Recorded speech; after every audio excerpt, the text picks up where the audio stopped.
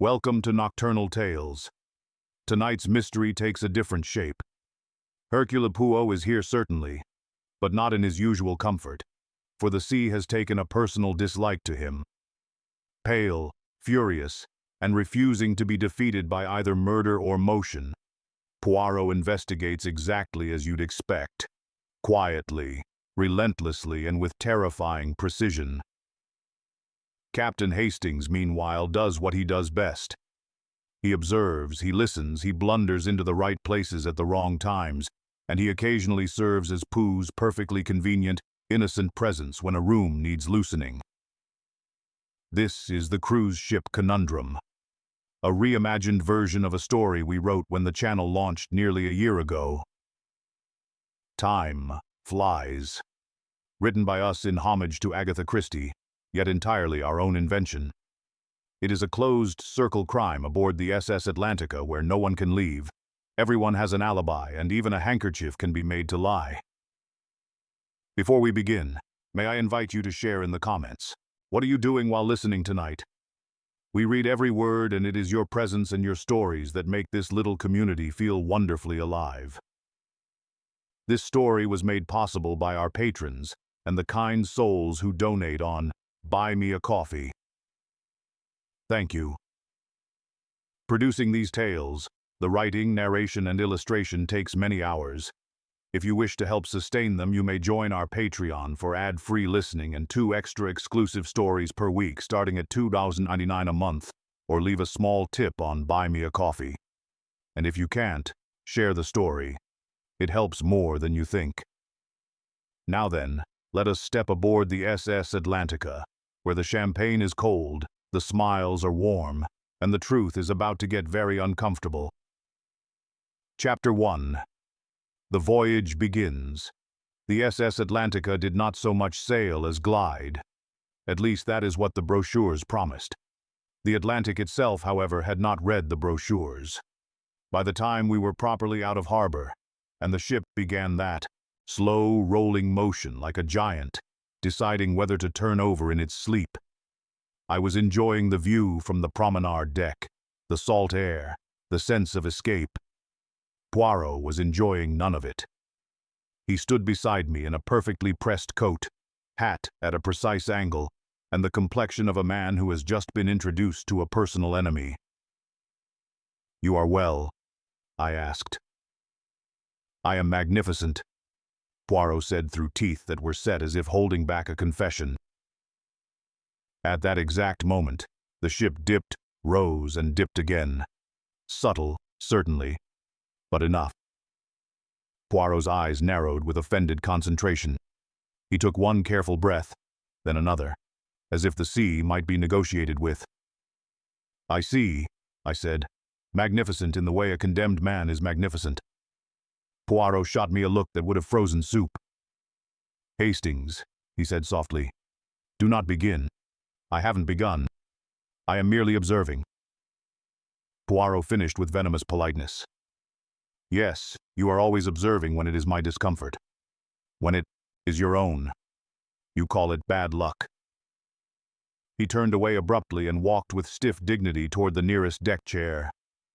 He sat as if lowering himself onto a throne, then stared at the horizon with the intensity of a man attempting to force the ocean into good behavior. I had seen Poirot confront murderers with less tension. The irony, of course, is that Poirot's mind remains perfectly clear when his stomach is in open revolt.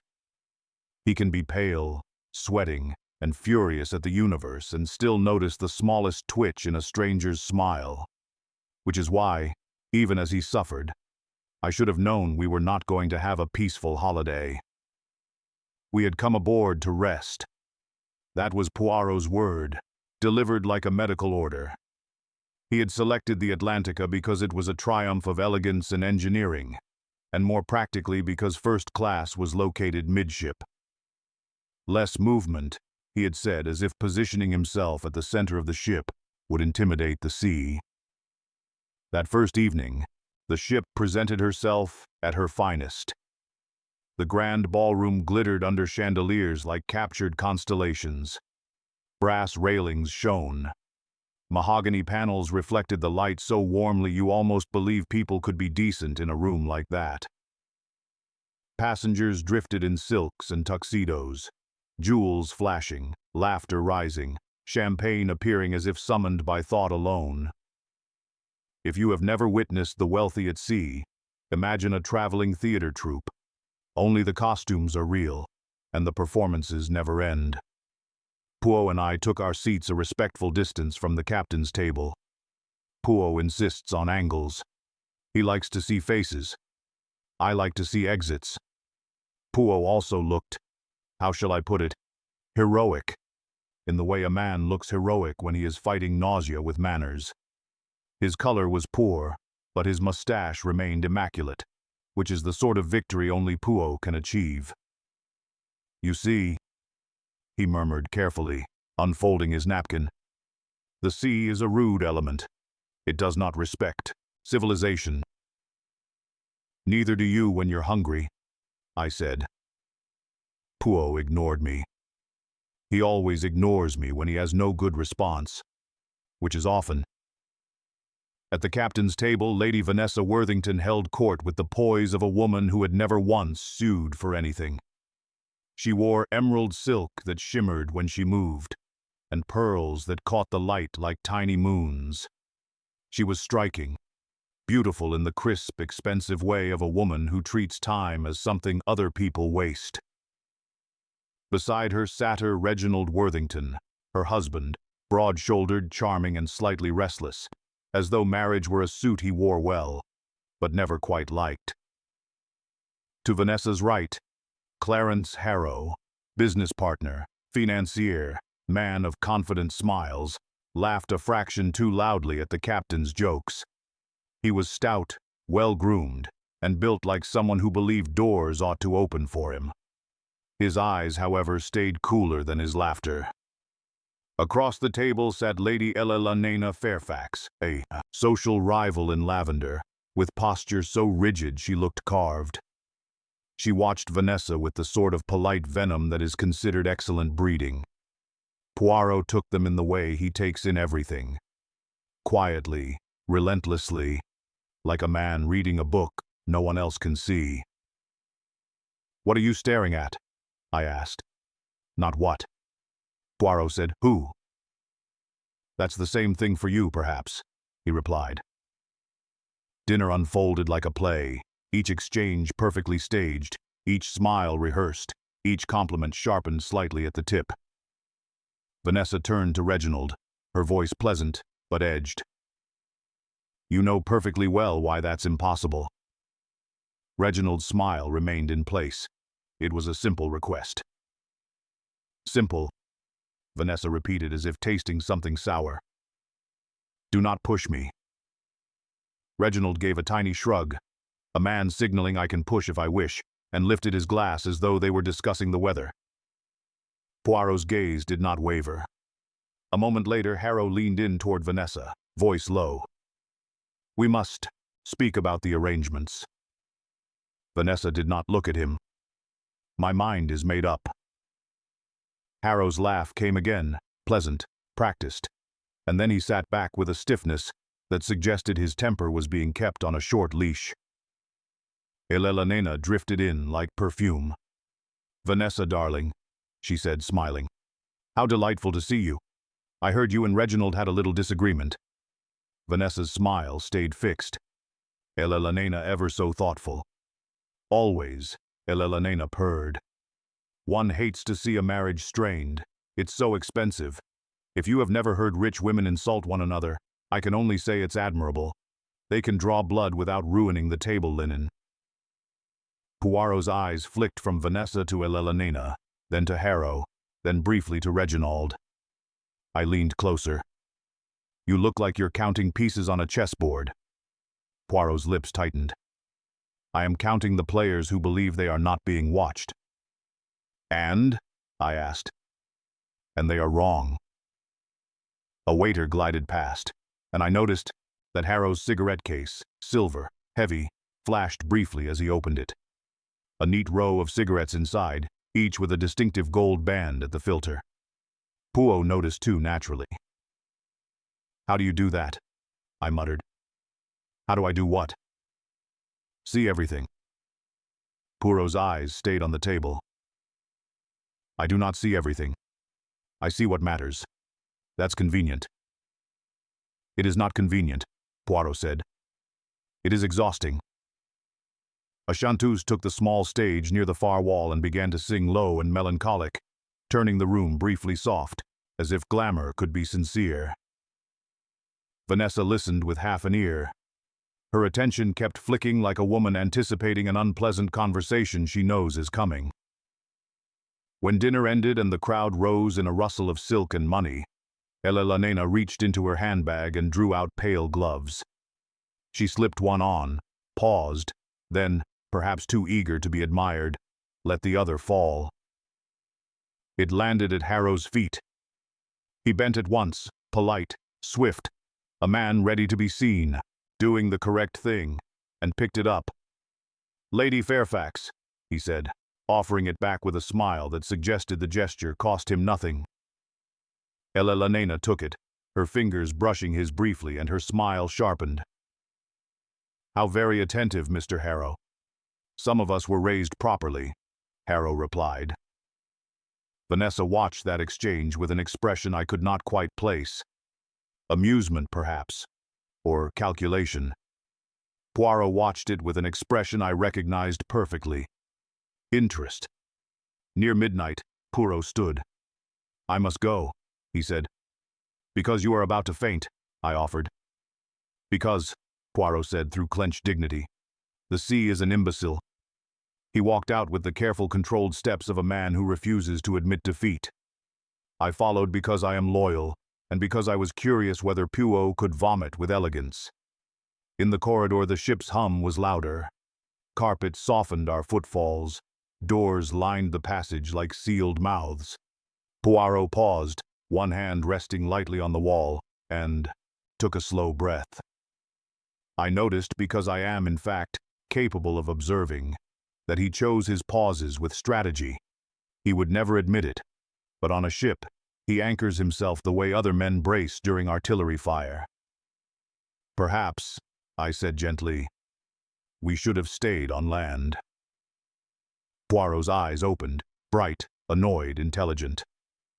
On land, he said, the criminals also exist, Hastings. The difference is that on land one can open a window without inviting the entire ocean inside. He started forward again. Then faintly I heard it. A footfall behind us, soft, quick. Then nothing. I turned. The corridor was empty. Poirot did not turn at all. He simply stopped, head tilted slightly, listening like a cat. Hastings, he murmured. Did you hear?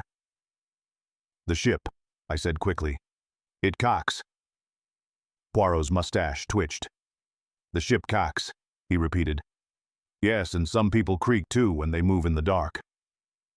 He continued on toward his cabin, and I, for reasons I still cannot defend, glanced back once, more into the empty corridor, feeling for the first time that evening that the Atlantica was not merely carrying passengers. It was carrying secrets. And at least one of them, judging by the way our fellow travelers smiled too brightly, spoke too carefully, and avoided one another's eyes, was about to turn deadly. Chapter 2. The crime morning aboard the SS Atlantica arrived dressed for innocence.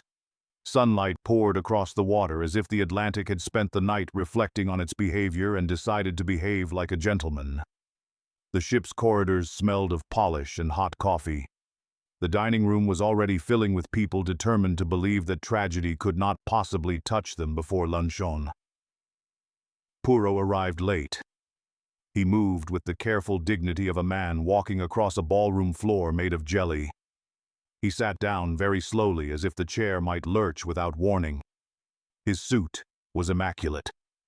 His face looked like a man who had been personally insulted by physics. You're better, I said. Poirot's eyes narrowed. I am unchanged. You're unchanged in the way a corpse is unchanged, I said, technically present spiritually elsewhere. Poirot reached for his cup with both hands. Hot water. he told the steward as if issuing a medical command. And plain biscuits. The steward nodded, respectful, as though this were the breakfast of champions. I watched Poirot stare through the window at the sea, with the intensity of a man trying to impose order by glare alone. "Have you ever considered," I asked, "that the ocean might not care?" Poirot did not look at me. "Hastings, today you will speak less." "Why?" "Because you're unwell." "Because you are enthusiastic," Poirot said, "and enthusiasm on a ship is dangerous." Before I could defend myself, the dining room doors opened sharply, and a sound tore through the morning calm. A clatter followed by a voice that did not belong in a first-class space. "Captain, Captain." Every head turned. Jenkins, the first-class steward assigned to Lady Vanessa Worthington, stood in the doorway, white as flour, hands shaking as if they belonged to someone else. For a moment, no one moved. Wealth does not train people for urgency. The captain rose at once, face tightening. "What is it?" Jenkins swallowed, eyes darting around the room as if hoping someone might correct him. "It's Lady Worthington, sir," he managed. She won't answer. I went to deliver her breakfast, and his throat worked. She's dead." The room changed instantly. The air thickened. Conversation died. A woman gasped as though she'd been slapped. Poirot stood, not quickly. Nothing about Poirot on a ship is quick, but with a crispness that told me one thing. Whatever his stomach was doing, his mind had just taken full command. "Come, Hastings," he said. "Shouldn't you lie down?" I asked, "because I have a conscience." Poirot's eyes flashed. "If I must suffer, I will suffer usefully." We followed the captain and Jenkins out into the corridor. Crew members hovered. Doors seemed suddenly less decorative and more ominous. Each one a sealed mouth that might be hiding something unpleasant. Vanessa's State 8 room door was unlocked. That fact mattered immediately, though the others didn't yet know why. Captain Harrow reached the threshold and stopped, drawing in a breath the way a man does before stepping into a mess he doesn't want to admit exists. Poirot stepped past him. The cabin was still neat in the way a room becomes when it has stopped being lived in. Lady Vanessa Worthington lay on the bed in her emerald gown, as if she had dressed for dinner and never reached the part of the evening where people became kind again. Her silk scarf, the very one she had worn in the ballroom, was knotted cruelly around her neck. Her eyes were open. There was no great bloodshed, no theatrical violence, just the blunt, intimate finality of hands and pressure. The smell of jasmine lingered faintly in the air. Beneath it, a thin, metallic tang like coins warmed in a pocket. Poirot stood at the foot of the bed for a long moment without speaking. The ship rolled gently. I saw Poirot's jaw tighten. His hand drifted to the dresser edge, not quite gripping it, just touching it lightly, as if to remind his body that reality was still solid. Then his eyes sharpened again and he moved. "The scarf," he murmured, studying the knot. "Tight, very tight." This was done quickly and with force. Dr. Finch arrived a moment later, medical bag in hand, expression already sour, as though murder were an inconvenient scheduling error. He examined the body briefly, professional and brisk. "Strangulation," he said flatly. "No question. Time of death between 11 and 1. Poirot nodded once, filing it away. "Captain," Poirot said, turning to Harrow. "Tell me, when Jenkins arrived, the door was unlocked." The captain's eyes flicked to Jenkins. "Yes."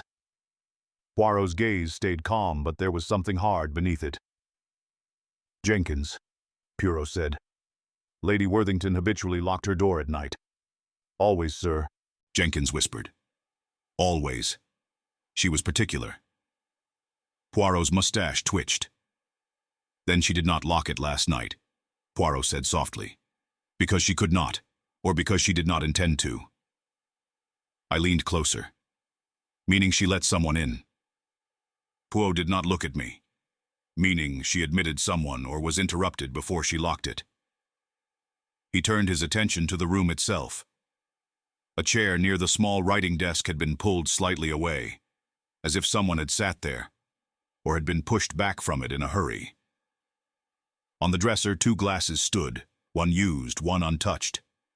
Poirot's eyes lingered on that second glass.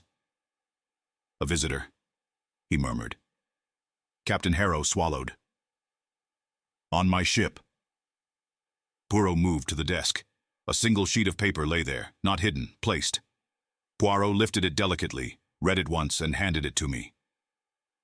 "If you don't pay, everything comes out. No signature, no flourish, just the blunt shape of a threat."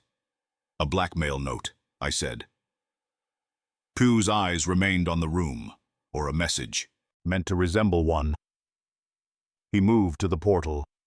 It was slightly ajar. Outside, the Atlantic glittered as if nothing in the world had ever gone wrong. Poirot stared at the latch, then lifted his hand toward it without touching, measuring, smelling, thinking. "Open," he murmured. "On a cool night." "Someone wanted air," I offered. Poirot's tone was dry. "After strangling a woman, Hastings, many things may be wanted." He stepped back and looked down at the carpet near the threshold. "There," he said quietly. A faint heel impression, narrower than a man's shoe, too large to be Vanessa's delicate slipper. It was not a dramatic footprint. It was the kind of mark most people would miss entirely. Poirot did not miss it. Captain Harrow frowned. "A woman then," Poirot's voice remained calm. "Or a man who wishes us to think so." Sir Reginald Worthington arrived then, fast, loud, and entirely on cue. "Vanessa!" he shouted, pushing forward. Poirot stepped between him and the bed, firm but not unkind. "Monsieur," Poirot said, "I am sorry, but you must not disturb anything." Reginald sagged into a chair, face twisted, voice breaking into the noises grief is meant to make. The captain tried to guide him away. Jenkins hovered like a man about to faint. Poirot did not watch Reginald for long. He watched the room, because Poirot's instinct, especially when he is seasick, is to conserve energy for what matters. He turned back to the captain. "Seal this cabin," Poirot said. "No one enters without you. No one." The captain nodded sharply. "At once." Poirot stepped into the corridor and closed his eyes for a brief moment. The ship rolled again gently as if mocking him. Poe opened his eyes, expression perfectly composed. "Hastings," he said quietly, "you will go to the lounge to gossip." "To listen," Poirot corrected. "The innocent speak of the weather, the guilty speak of alibis." "And you?" I asked. Poirot's mouth tightened. "I will speak to the suspects," he said, "and I will do it before the sea decides to make me less polite." He paused, then added with controlled menace, "And if you tell anyone what you have seen here, if you so much as suggest a theory out loud, I will personally throw you overboard." I nodded. "Noted."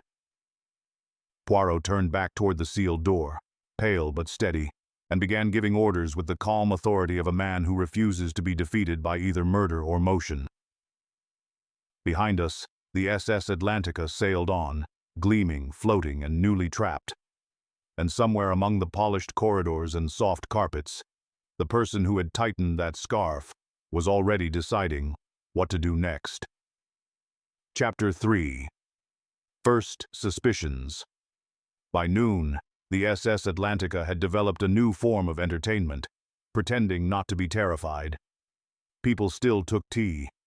They still played cards. They still strolled the decks as if the Atlantic were merely a decorative feature. But every conversation now had the same undertone, soft, urgent, and full of careful little pauses. "Could it be you?" Poirot had requested the captain's private sitting room for his interviews. It was quiet, controlled, and most importantly, close enough to the center of the ship that Poirot could stand, without feeling the world shift under him like a practical joke. He stood by the mantelpiece when I entered, hands clasped behind his back, face pale but composed. "You look alive," I said. Pugh's eyes narrowed. "I am alive." "Your stomach agrees." Poirot's tone was icy. "Hastings, sit." I sat. Pugh remained standing, which told me the sea was behaving just enough to allow it. Captain Harrow joined us, jaw tight, eyes tired. "I can give you privacy, Miss Poirot." "No," Poirot replied. "You will stay. This is your ship. I am merely borrowing it." The captain grimaced but remained. Poirot nodded toward the door. "Send in Sir Reginald Worthington." Reginald entered with his shoulders set, face arranged into something solemn. The sort of expression men wear when they want you to feel sorry for them and also not ask questions. Pugh gestured to the chair. "Monsieur." Reginald sat. "This is unthinkable." Poirot's voice remained mild. "Tell me precisely. When did you last see your wife alive?" "After dinner," Reginald said at once. "She was tired. She went to her cabin." "And you?" "I stayed in the saloon for a brandy," Reginald replied. "With Harrow." Poirot tilted his head. "Until what time?" "About 11, Reginald said. "Perhaps a little after." Poirot's eyes narrowed slightly. "And then you went where?" "To my adjoining cabin. You did not check on Madame Worthington." Reginald's mouth tightened. Vanessa valued privacy. She always locked her door. If she wanted me, she would have called. Poirot's tone stayed calm, but the question landed harder. "And last night, was her door locked?" Reginald hesitated. A fraction, but it was there. "I assumed so," he said. Pugh nodded as if accepting it. "You heard nothing in the night?" "Nothing." "No voices?" "No." Poirot's gaze held him. "No footsteps?" Reginald's irritation flickered. "No." Poirot let a beat pass, then said gently, "Merci, monsieur. That is all." Reginald stood stiff with offended dignity and left.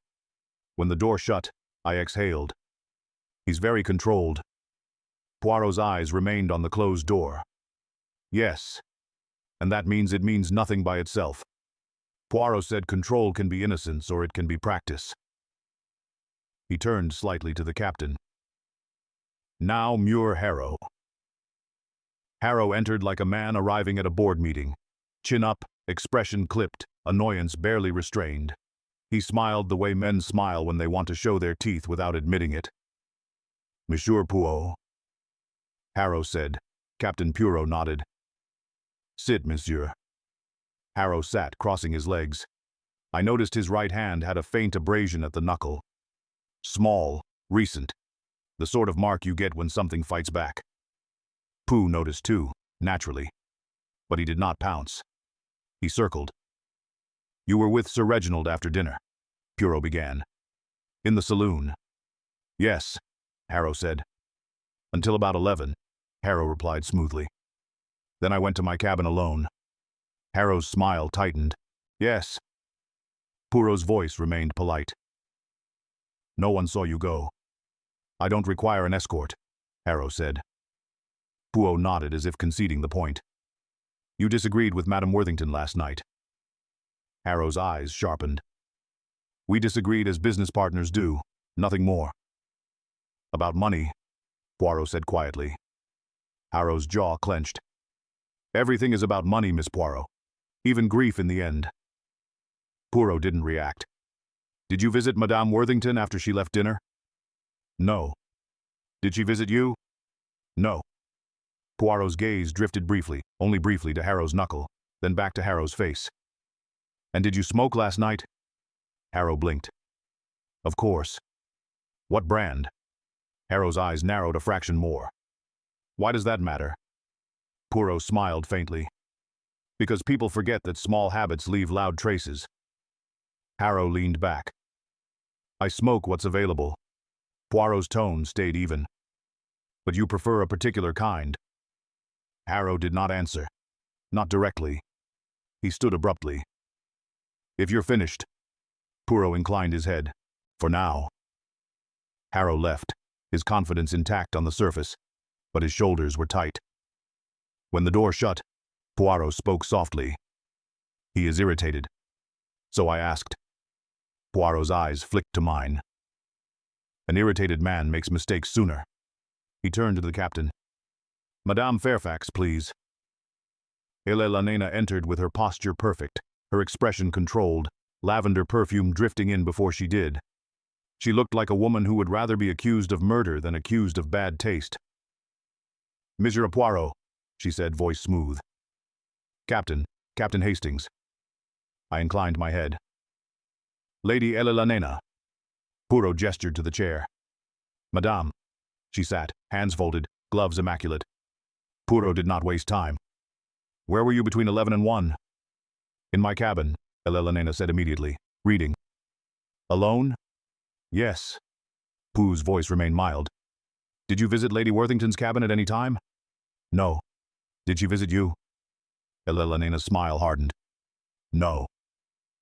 Poirot watched her for a beat, then asked, "Do you own a handkerchief embroidered with your initials?" Elena's eyes sharpened. "I own several." "Gold thread," Poirot said. "EF?" A pause, small but real. "Yes," Elena said. "Why?" Pooh's gaze moved to her handbag, resting beside her chair. "Because," he said softly, "objects travel, and not always with their owners." Eleanor's tone cooled. "Are you implying I left something near Vanessa's cabin?" "I imply nothing," Poirot replied. "I observe." She rose smoothly, anger contained behind manners. "Then observe this. I did not murder Vanessa Worthington, but I hope you find who did." She left with controlled grace. As the door closed, I said, "She's icy." Poirot replied, "She is careful, and careful people don't slip." Poirot's mustache twitched. "Careful people slip when someone moves their footing." He turned to the captain. "Now I wish to speak again with Jenkins." Jenkins arrived quickly, nervous, cap twisting in his hands. Poirot's tone softened just enough to be encouraging. "Jenkins, last night you were on rounds." "Yes, sir." "You saw a man near Madame Worthington's corridor?" "Yes, sir." "Smoking?" Poirot leaned slightly forward. "Describe the cigarette." Jenkins swallowed. "It had a gold band on the filter. I remember it clearly. Not common, sir." Poirot nodded once. "And the man, did he move like Crew?" "No, sir," Jenkins said quickly. "Not Crew.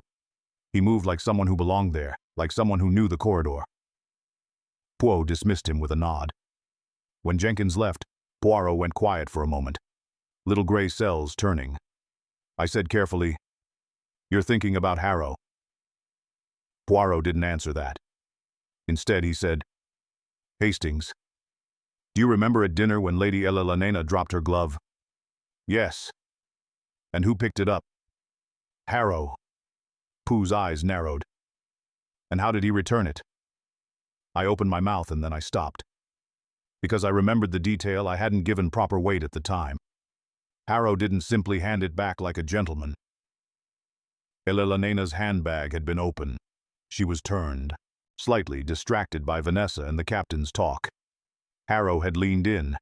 He had slipped the glove back into the bag, neat, polite, and entirely too close. "He had access to her bag," I said slowly. Poirot nodded once, satisfied. "Exactly," he said quietly. "A man does not need to snatch. He needs only one moment where he is allowed." Captain Harrow's face tightened. "You think he took something from her?" Poirot's voice remained calm. "Perhaps, and if he did, it would be something small, something that could travel, something that could accuse someone else." The captain exhaled sharply. "And what now?" Poirot moved toward the door with measured control. Then the ship gave a gentle roll. Poirot paused, fingers brushing the doorframe, and took one careful breath.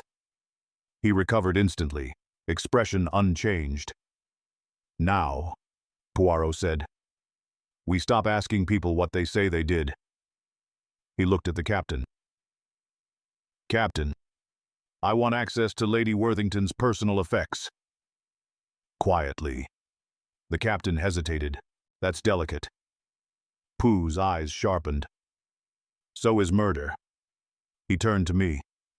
"Hastings, you will come with me." "Where?" "To the place on this ship where the truth will be hiding in velvet," Poirot said. "And where money will have left fingerprints." He paused, then added very softly and with great bitterness, "And may the sea behave." If you'd like to go one step further with nocturnal tales and help keep these long mysteries alive, we now have a Patreon. Over there, you don't just get the same stories as on YouTube, you get more of them.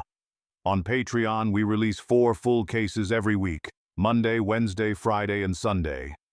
While on YouTube, there are only 2 episodes a week on Mondays and Fridays. And on Patreon, the stories are presented the old way, fully illustrated from beginning to end. Just like many of you first discovered the channel with a complete sequence of images accompanying every chapter. We've set up several tiers so you can choose how far down the rabbit hole you want to go. At the base is the listening room from about $2.99 a month. You get ad-free listening, early access to new episodes, the extra weekly stories, and the simple fact that you're directly funding the next case. For those who like to peek behind the curtain, there's the writing table. You can vote on themes and detectives, read behind-the-scenes notes, and see your name listed in a monthly thank you in the credits. If you want to build a little library, the Archive Society adds monthly ebook anthologies in PDF and EPUB, collecting the stories into something you can keep, along with your name printed in the Patrons of the Archive Society section. For the truly involved, there's the Mystery Patron tier. Once a month, you can submit a story idea. Each week, one idea from that tier becomes an episode. And if yours is chosen, you get private early access, plus a dedication on the finished story. And for the handful of people who want something entirely their own, there's the private commission case. A one-time tier where we create a fully custom 25 to 50 minute mystery based on your direction, delivered privately to you for a time before it ever goes public, with a permanent dedication when it does. Every pledge at any level helps in a very direct way. It pays for the time, research, writing, recording, and those fully illustrated versions that simply wouldn't exist otherwise. It's what allows this project to continue and to grow instead of slowly winding down. If monthly support isn't your thing, we also have a Buy Me a Coffee page where you can leave a one-off tip whenever a particular story hits the spot. All the links are in the description. Thank you to everyone already on Patreon, or who has ever bought us a coffee. You're the reason these cases keep getting written, recorded, and shared. Chapter 4. The Secret in the Silk. If you want to know what a person truly feared, you didn't ask their friends. You searched their drawers. Captain Harrow met us at the sealed corridor, with a key and the expression of a man who regretted ever buying a ship in the first place. 10 minutes, he said quietly. No more. People are already circling like gulls. Poirot nodded once. We will be efficient. Efficient for Poirot means methodical until the universe apologizes. We entered Lady Vanessa Worthington's cabin again. The room was unchanged, and that was the worst part. The bed looked like a bed. The desk looked like a desk. The sea outside the porthole glittered like a postcard. And yet the air still felt wrong. Jasmine clinging to the curtains, the faint metallic tang underneath, like money that had been handled too often. Poirot did not go near the bed. Not because he lacked courage, because the ship gave a small, lazy roll, and Poirot's knuckles whitened on the edge of the dresser for half a second, before he released it again, perfectly composed. Nothing? I asked softly. Pooh's eyes cut to mine. Hastings, silence. I made a mental note to become mute. Poirot moved to Vanessa's clutch bag placed neatly on the chair. He opened it and removed the contents with careful fingers. A compact lipstick and a small key, and folded twice a sheet of paper. Poirot unfolded it, read, and handed it to the captain first because Poirot was building his witness as carefully as he built his case. If you don't pay, everything comes out. Captain Harrow's mouth tightened. Blackmail. Poirot's tone was mild. Threats certainly, but we must not assume direction. He set the note aside and held up the small key. This, Poirot said, will open something meant to remain closed. He crossed to the jewelry box on the dresser, lacquered, expensive, and far too innocent-looking for the sorts of secrets it was designed to carry. The key turned, the lid opened, pearls, brooches, earrings, everything in its place. Nothing disturbed. Poirot's eyes narrowed slightly. A murderer who kills for jewels, he murmured, does not leave jewels. He ran a fingertip along the velvet lining, then tapped softly, precisely as though playing a code only he could hear. Tap, tap, tap. Then he pressed near the corner. A click. The velvet base lifted, revealing a false bottom. Of course, I muttered. A secret compartment. People can't simply be honest like normal criminals. Poirot ignored me and lifted out what lay beneath. A slim bundle of papers tied with ribbon. Letters, not thick romantic nonsense, not the kind that smell of perfume and regret. These were tidy, practical, dangerous. Poirot untied the ribbon and skimmed the first page. His eyes sharpened. He moved through the bundle quickly, fast enough to spare his stomach, slow enough not to miss a line. Then he handed one sheet to me. It was in a man's hand, firm, controlled, trying to sound reasonable while quietly panicking. Vanessa, stop. If you expose this, you destroy us both. I can't produce that amount by Friday. Give me time. The signature was a neat initial. C.H. I looked up. C.H., I said. Clarence Harrow. Poirot's mustache twitched. Once. It is an initial, he said flatly. And initials are cheap, Hastings. Names are expensive. We will not spend them yet. Captain Harrow's mouth tightened. It looks like him, the captain said. Perhaps, Poirot replied. Or perhaps it is meant to. Poirot continued through the bundle. There were more letters, more pressure, more pleading, and then something else. A list, neat columns, dates, amounts. Beside each entry, in Vanessa's handwriting, one name repeated like a drumbeat. Harrow, payment after payment, large and regular, cold. Poirot studied it, expression unreadable. Then his eyes narrowed, not with excitement, but with irritation. He lifted the paper closer, then ran a finger along the bottom edge. Torn, he murmured. I leaned in. There it was, one page missing from the list, ripped away cleanly, as if someone had wanted most of the evidence left behind, but not the worst of it. The killer took a page. The captain whispered. Poirot nodded. Not necessarily the killer, the person who feared what was written. I felt that small chill of certainty. Poirot set the list down and moved to the writing desk. He opened the drawer and found a second sheet, another draft in Vanessa's hand, sharper, more furious than the first. You think I will go down alone? You forget what I know. Pay. Poirot read it once, then slid it back into the drawer. She was pushing, I said. Poirot's eyes stayed on the desk. She was pressing until the man broke. He crossed to the porthole, still slightly ajar, and examined the latch. This time he did touch it delicately. He brought his fingers to his nose, subtle, quick, then looked at me. Powder, he said softly. Powder. Poirot's voice was controlled.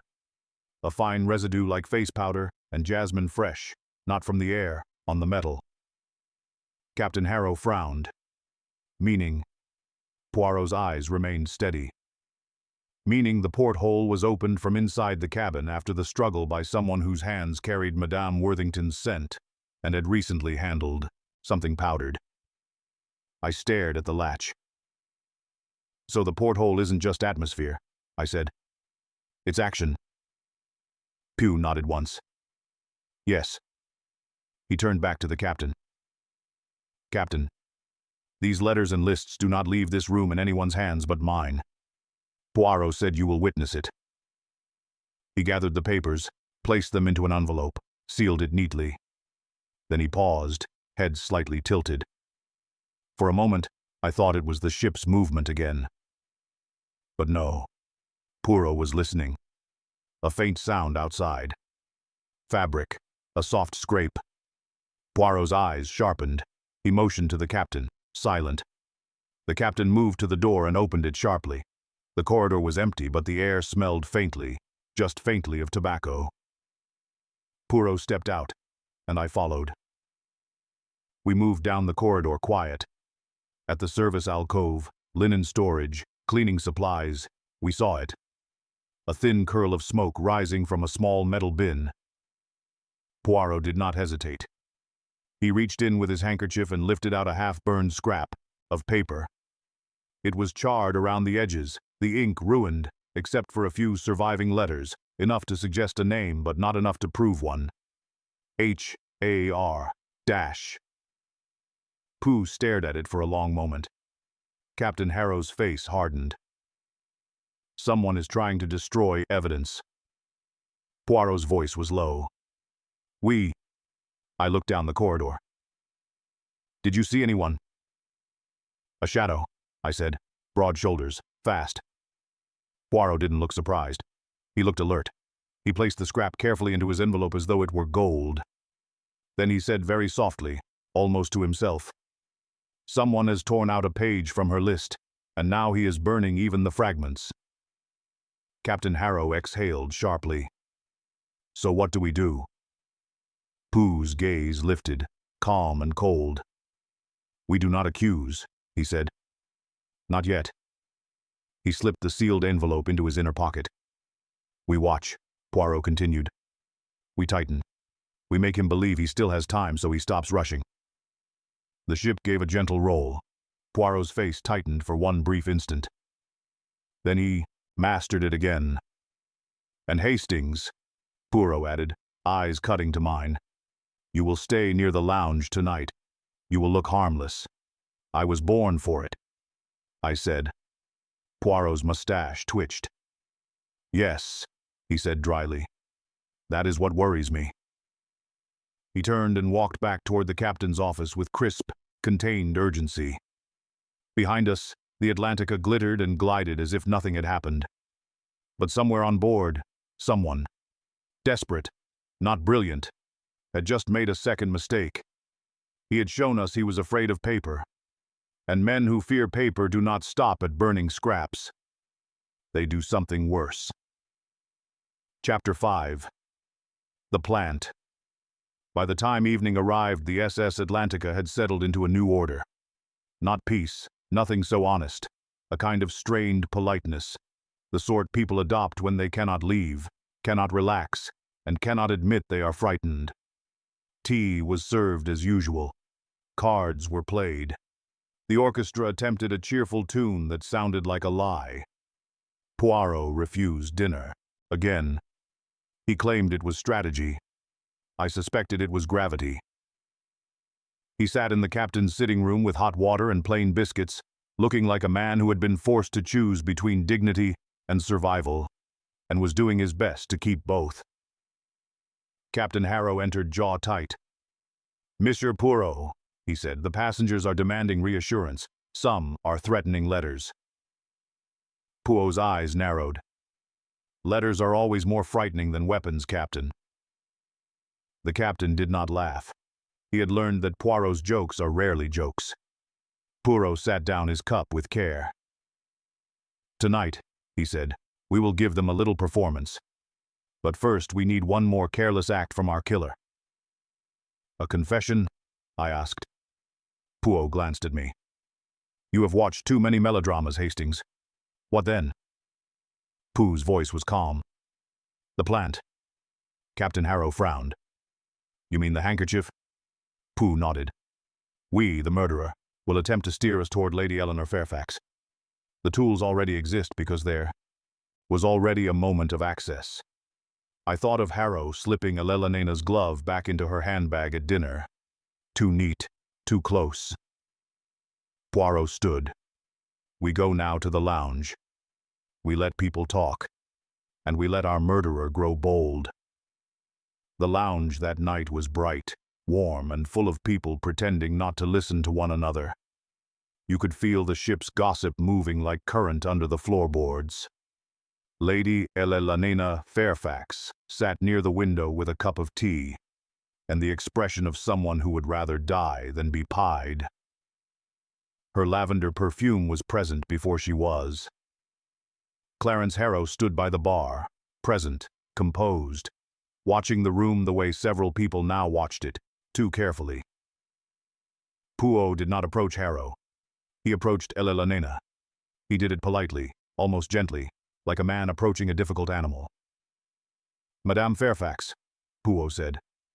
May we sit? Elelena's smile was thin.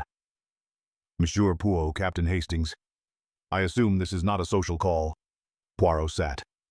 I remained, standing because I prefer being able to flee. Madame, Poirot said softly. I wish to ask again. Did you go near Lady Worthington's cabin last night? No, Elelena said at once. And I assume you are about to accuse me again. Poirot's eyes remained calm. No, not accuse. Verify. Eleanor's fingers tightened on her teacup. Verify what? Pooh's gaze flicked briefly to her handbag at her feet. Your habits, he said. You are neat. You do not drop things. You do not forget things. Elelena's eyes narrowed. I have no idea what you're implying. Poirot smiled faintly. That is good. The guilty often know immediately. Eleanor's jaw tightened. You enjoy this? Pooh's tone stayed mild. I enjoy truth. Poirot rose. Mercy, madame. For now. We moved away, leaving Elelena simmering behind manners. As we walked, I saw Harrow's eyes follow Eleanor, not casually, but with an intensity that suggested calculation. Poirot saw it too. We had barely reached the corridor outside the lounge when a woman's voice rose, behind us. Oh. A small commotion, a rustle of skirts. Then, my Poirot, a breathless voice called. Mousse Poirot, please. It was Mrs. Pennington, the elderly card player with a Monley-like stare and a habit of performing her discoveries, as if on stage. Poirot turned smoothly. Mrs. Pennington held something between finger and thumb, as though it might stain her. A handkerchief, she announced. I found it near the first-ass corridor, just there by the skirting board. Poirot took it with careful fingers. Gold embroidery. EF. I felt my stomach tighten. There it is, I muttered. Poirot did not react outwardly. Only his eyes sharpened as if a lens had clicked into place. Captain, Poirot said quietly. Please. Captain Harrow stepped closer. He looked at the initials and his expression darkened. Lady Eleanor, he said under his breath. Poirot's tone remained calm. Or someone who wishes us to think so. He slipped the handkerchief into an envelope and sealed it immediately. Mrs. Pennington leaned forward, thrilled. So she did it. Pooh looked at her. Madam, your imagination is faster than your intelligence. Please return to your tea. Mrs. Pennington huffed, but retreated. Poirot turned to a steward. Bring Lady Elelena Fairfax to the captain's office quietly. Within minutes, Elelena arrived, posture rigid, eyes bright with anger. She saw the envelope on the desk, and her expression hardened. Poirot opened the envelope and held up the handkerchief. Madam, he said, this was found near the first-ass corridor. Elelena stared. That's mine. Poirot nodded. Yes, that is what makes it interesting. Eleanor's voice sharpened. Interesting. That makes it convenient. Indeed, Poirot said softly. Where was this handkerchief this afternoon? Eleanor's answer came quickly. In my handbag, Poirot held her gaze. All day. Yes, Eleanor snapped. Until now, apparently, when you produce it as if from thin air. Poirot turned to the captain. Captain, please ask a stewardess to accompany Madame Fairfax to her cabin and retrieve her handbag. Eleanor stiffened. You're searching my cabin. Poirot's tone remained polite. I am verifying. The stewardess returned quickly with Elena's handbag. Poirot opened it in full view of everyone. Gloves compact, a small vial of perfume. No handkerchief. Elena's face went pale. That's impossible, she whispered. Poirot's voice remained calm. And yet, Captain Harrow's jaw tightened. So it was taken. Eleanor looked at Poirot, fury and fear mixing. Someone stole it. Poirot nodded once. We. He glanced at me, and in that glance I understood the plant had worked, but not as the killer intended, because the plant was too neat, too timed, too generous. Poirot turned back to Elena. Madame, he said gently, you did not murder Lady Worthington. Elena's eyes widened. You, Poirot cut in softly, but someone wishes the ship to believe you could. Elena swallowed hard, trying to regain control. Who? Poirot's gaze flicked just briefly toward the lounge. Corridor. Someone who needs time, he said. Someone who needs us to look away. The captain exhaled sharply. Pooh did not say the name. He did not need to. Instead, he gave an order. Captain, Poirot said, please ask Jenkins to tell us something. Jenkins arrived, nervous as ever. Poirot's tone was mild. Jenkins, when Mrs. Pennington found this handkerchief, was it crumpled, dirty, as though it had been in the corridor since last night? Jenkins blinked. No, sir, it looked clean. Poirot nodded. Clean. And did it smell of lavender? Jenkins hesitated, then shook his head. No, sir. It smelled like jasmine. Elena's eyes snapped up. Poirot's gaze remained steady. There, Poirot said quietly. That is the difference between what belongs to you and what has recently been in another woman's hands. Elena's voice was low and sharp. Vanessa's perfume. Poirot nodded once. Captain Harrow's face hardened. So, whoever planted it had been in Vanessa's cabin. Poirot slipped the handkerchief back into the envelope, and he planted it. After, Pooh said softly, while the scent was still fresh. I thought of the porthole latch, the powder, the jasmine on metal. I said quietly. They're scrambling. Poirot's eyes glittered faintly. Yes, because this is not the work of a mastermind, Hastings. It is the work of someone desperate, Poirot said. And desperate men do not stay calm when paper begins to burn.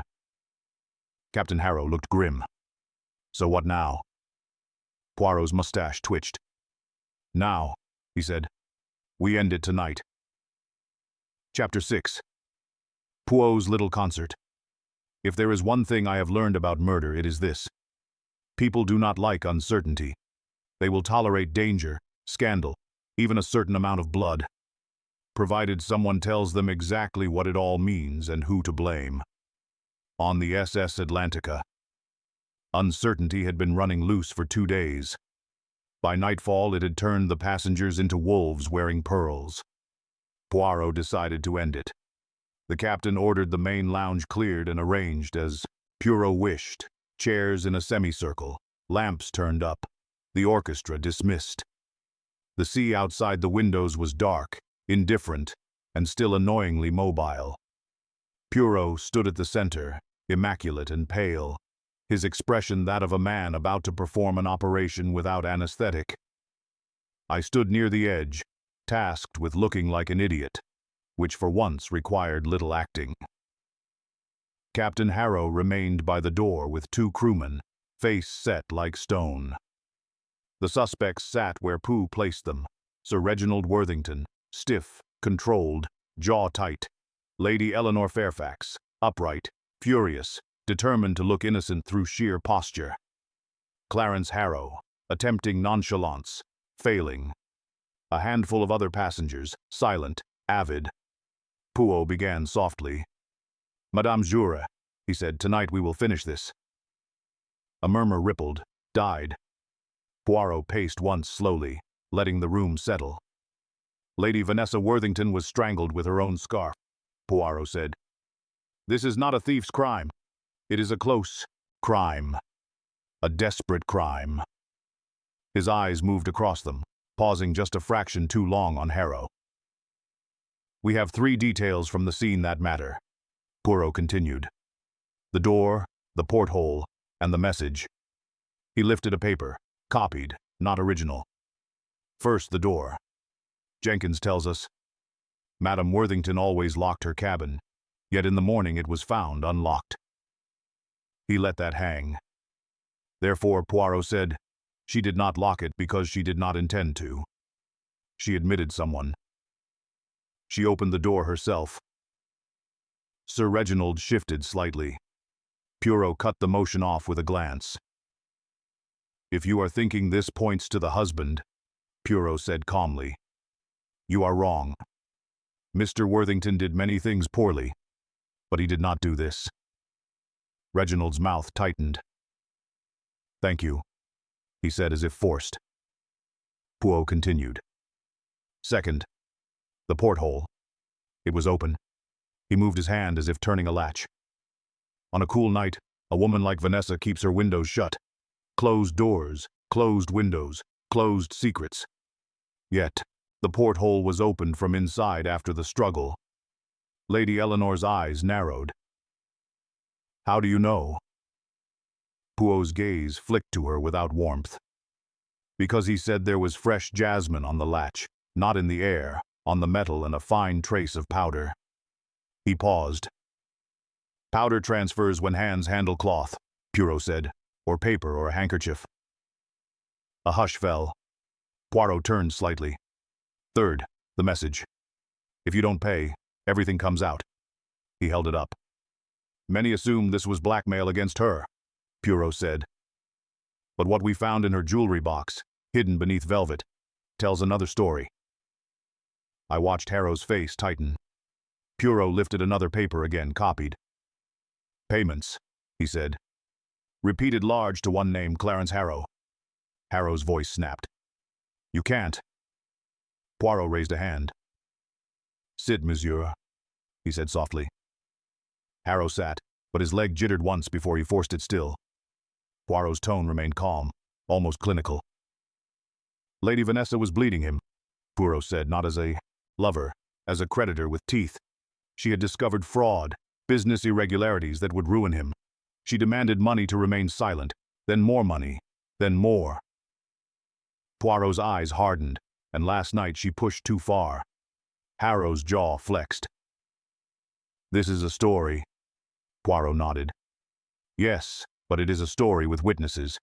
He looked to Dr. Finch, who had been seated near the captain. "Doctor," Poirot said, "the injuries on Madame Worthington's hands." "Defensive," Finch replied. "She fought." Poirot nodded once, and Poirot added quietly, "She scratched." Finch hesitated. "Yes, it's possible." Poirot turned back to Harrow. "Your knuckles," Poirot said. "Your abrasion small but fresh." Harrow's face reened. "I hit a door." Poirot's eyes were sharp. "Perhaps," Poirot said, "or perhaps she hit you." He stepped closer slowly because the sea was still making its petty little comments under the floor. "I will tell you exactly what happened," Poirot said, voice low. He pointed one by one, counting with precision.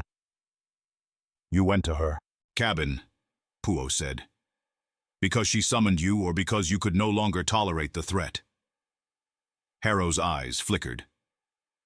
"She opened the door," Poirot continued, "because she wanted to corner you. She wanted to look you in the eye while she demanded her price." Poirot leaned slightly forward. "You argued," he said quietly at first, then louder. "She refused. She mocked you. She told you she would expose you." Pooh's voice sharpened and you panicked. Harrow shook his head. "No." Pooh's tone remained steady. You grabbed her scarf because it was there. Because it was quick. Because you were no longer thinking like a businessman. You were thinking like a trapped man. Harrow's lips parted. Iroh did not let him breathe. You strangled her, Poirot said, not as a plan, as a failure of control. The room was still. Poirot straightened and took a breath. Careful, controlled. And then Poirot said, "You did the one clever thing you could manage." He turned toward Lady Elelanena. "You framed Madame Fairfax." Elelanena's eyes flashed. "Of course." Poirot nodded. At dinner, Poirot said, "You retrieved her glove. You did not hand it to her. You returned it by slipping it into her open handbag." I could feel the room lean in. In that moment, Poirot continued, "You took something else. Her handkerchief." Elelanena went very still. Pooh lifted the envelope. "Later, after the murder, you placed this handkerchief near the corridor by Vanessa's cabin, and it was found looking clean, not trampled, not aged, freshly placed." He lowered his voice. "And it smelled not of lavender," Poirot said, "but of jasmine. Fresh jasmine, because your hands had just been in Vanessa's cabin." Elelanena let out a slow breath, eyes burning at Harrow. Harrow's jaw clenched. "You can't prove I took it." Poirot's eyes narrowed. "No," Poirot said softly. "Then let us speak of the paper." He reached into his pocket and produced the half-burned scrap sealed, preserved. "This," Poirot said, "was found smoking in a service bin outside her corridor. Yesterday, someone attempted to destroy it." He held it up. The word was still visible. "Harrow." Harrow's face drained slightly. Poirot stepped closer, voice quieter, more dangerous.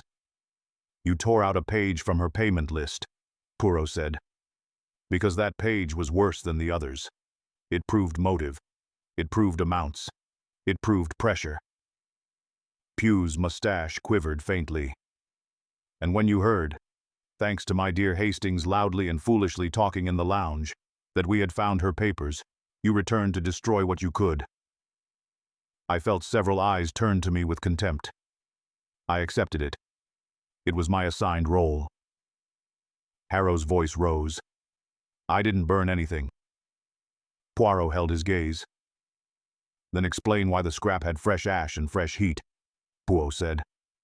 "Explain why it appeared only after we entered her cabin again." Harrow's breathing had changed. Poirot delivered the final blow, clean, sharp, and impossible to wriggle out of. "Dr. Finch," Poirot said. "Madame Worthington's nails. Were there fibers?" Finch blinked. "There were traces." "Yes. Dark fibers." Poirot nodded. "And those fibers?" Poirot said softly, eyes locked on Harrow. "Matched the cloth of Monsieur Harrow's jacket." Harrow half stood. "That's Poirot cut him off." "You can deny the note," Poirot said. "You can deny the handkerchief. You can deny the cigarette." Pooh's voice lowered. "But you cannot deny what she took from you while she fought for her life." Silence. Harrow's shoulders sagged just slightly, like a man whose spine has finally accepted the weight. "It wasn't meant to," he whispered. Poirot did not move. "Confess, monsieur." Harrow's face contorted, anger and shame mixing. "She was going to ruin me," he rasped. "She enjoyed it. She kept saying pay like I was some dog." Poirot's eyes remained cold. "So you killed her?" Harrow swallowed hard. "I went to stop her. I didn't plan. She fought. She screamed." His voice broke into something ugly. I pulled the scarf and then she stopped." The room held its breath. Captain Harrow stepped forward, voice like steel. "Take him." The crewman moved in, gripping Harrow's arms. Harrow didn't resist. He looked oddly relieved, as if the worst part had been carrying the lie. As he was led away, Elelanena's voice cut through, controlled and venomous. "You little coward." Harrow didn't look back. The passengers began to move, whispering, decompressing, already rewriting the story so they could survive it.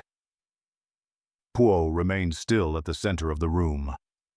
Then, only when most had gone, he sat down very carefully. The ship rolled gently. Poirot closed his eyes for half a second, jaw tight. I leaned in. You did it. Pooh opened one eye. And you didn't even faint. Pooh's voice was flat. Hastings, I will not faint. I will endure. The sea is vulgar, but I am Belgian. I nodded solemnly. A noble distinction. Poirot's lips twitched once, almost a smile. Come, he said, rising with careful dignity. I require hot water, plain biscuits, and a world that does not move. And if the world refuses, I asked. Poirot looked at me with tired menace. Then he said, I will solve the world next. In the end, the SS Atlantica sailed on, polished, glittering, and utterly indifferent to the panic it carried. A woman died behind a door that should have been locked. A scarf became a weapon. A simple planted object nearly turned the whole ship toward the wrong culprit. And Poirot, green around the edges, but merciless in his logic, reminded everyone of an old truth. A desperate man is far more dangerous than a clever one, because desperation makes people sloppy, and sloppiness leaves fingerprints. If you've stayed with us to the very end, you are the reason Nocturnal Tales exists. Your time, your comments, and your keen eyes keep these mysteries alive. Thank you. If you'd like more early access, ad-free listening, and extra exclusive stories, Patreon and channel memberships are the best way to support what we make. Before you go, answer tonight's question in the comments. On a ship full of strangers, what do you trust most? Alib, objects, or instincts? And if this case made you suspect the wrong person at any point, tell us where you turned. It helps us write the next one. Until next time, be kind, watch the details, and remember, the most polite smile often hides the sharpest intent.